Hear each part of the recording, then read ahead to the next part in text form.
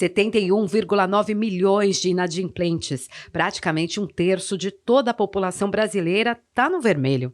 Quem conseguiu fugir das contas atrasadas, como a Maria Cecília, respira aliviado. Eu tento gastar somente o que eu consigo pagar, né? Então eu me organizo. Eu tenho 3 cartões de crédito, mas cada um tem um limite, eu vou me organizando. Eu consigo pagar X, eu gasto menos.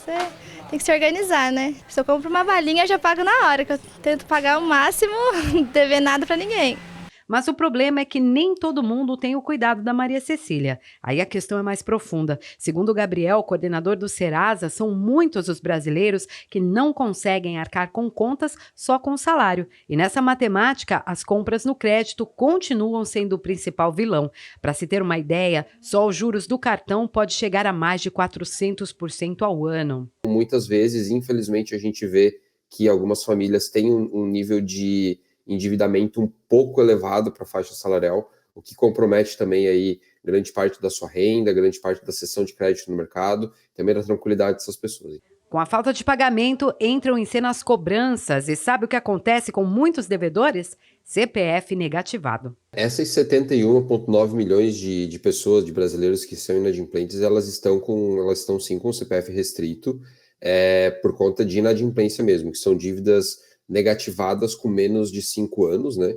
Então é um número bem alto mesmo de brasileiros que estão nessa situação, e é uma situação bem desconfortável, né? Pois a inadimplência, a negativação, ela implica principalmente na falta de concessão de crédito por parte de credores. Então, o que isso quer dizer? Quando o consumidor ele vai adquirir um empréstimo, adquirir um crédito no mercado, comprar uma televisão, enfim, adquirir qualquer bem, o crédito ele é muito levado em conta. A pessoa com o nome sujo, com o CPF marcado como negativado, ela pode ter alguma negativa e alguma dificuldade na concessão de crédito. Apesar de constrangedoras, as ações de cobrança são totalmente legais, como explica este advogado. As cobranças, né, feitas pelas instituições bancárias, elas estão cobertas de legalidade aí, com as inscrições do nome do devedor aos órgãos de proteção, ao SPC, ao Serasa, e isso gera uma restrição ao crédito, naturalmente, né? Diante de tanta dificuldade de quitar os débitos, algumas pessoas optam por postergar o pagamento por tempo indeterminado. Elas acreditam que a dívida vai caducar, ou seja, será perdoada. Mas será que é assim mesmo que isso funciona? Não é bem assim. O que existe é um prazo de 5 anos para que o nome do devedor seja retirado da lista de negativados. Mas se a dívida não for paga, o processo pode ser renovado por mais 5 anos. Existe no senso comum, né, que a dívida ela caduca em 5 anos, né, que é o prazo prescricional. De fato, existe previsão legal para que esses débitos bancários eles prescrevam no prazo de 5 anos. No entanto, é importante observar que existem alguns fatores que interrompem esse prazo prescricional.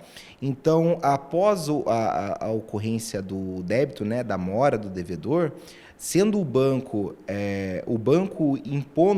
distribuindo uma ação judicial de cobrança, uma execução, por exemplo, o despacho do juiz que manda citar o devedor, ele interrompe o prazo prescricional, renovando esse prazo de 5 anos. Então, não necessariamente todas as dívidas bancárias prescreverão no prazo de 5 anos corridos, contínuos, né? É uma possibilidade, mas não é a única possibilidade.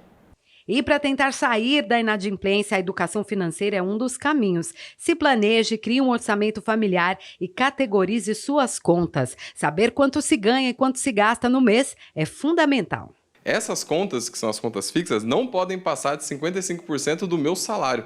Então, se o meu salário hoje, por exemplo, é de R$2.000, eu tenho que pegar esse valor, multiplicar por 0,55 para colocar um valor limitado de conta fixa. Para quê? Porque se eu não utilizar um valor limitado, eu sempre vou gastar mais. E aí entra também na ordem de pagar as contas, que eu não posso pagar a conta simplesmente porque ela vence primeiro. Tem a ordem, que são as contas que eu chamo de nível 1, nível 2 e nível 3. As contas de nível 1 são as contas fixas, que são essas que a gente vai pagar até morrer. Porque conta fixa não adianta atrasar, não adianta parcelar e não adianta passar no crédito, porque mês que vem vai ter de novo. Então eu preciso aprender a controlar minha vida e pagar minhas contas com o meu salário pagando à vista todas elas. Paguei as contas fixas, que são as contas de nível 1, aí eu vou para as contas de nível 2, que são as dívidas que têm lastro. Por exemplo, financiamento de carro e casa. Se eu deixar de pagar, eu perco. Então essas são as de nível 2. E depois as de nível 3, que é o resto, que seria algum tipo de empréstimo, no caso ali uma dívida com amigos, Serasa, cartão de crédito. Então a ordem de pagar as contas é essa. Se eu inverter, dá errado. Outro caminho é por meio dos feirões de negociação de dívida. O Serasa ainda mantém no site da instituição alguns caminhos e propostas de negociação. Quem se enquadra no programa Desenrola do governo federal também pode procurar uma opção para quitar o débito. E se conseguiu limpar o nome, calcule bem os gastos para não cair no vermelho novamente. Essa aí da renegociação de dívidas, a Serasa oferece o Serasa Limpa Nome, que é uma ferramenta amplamente conhecida aí no Brasil. Também alguns feirões aí que acontecem eventualmente no ano, que também já é um evento muito esperado pelos brasileiros.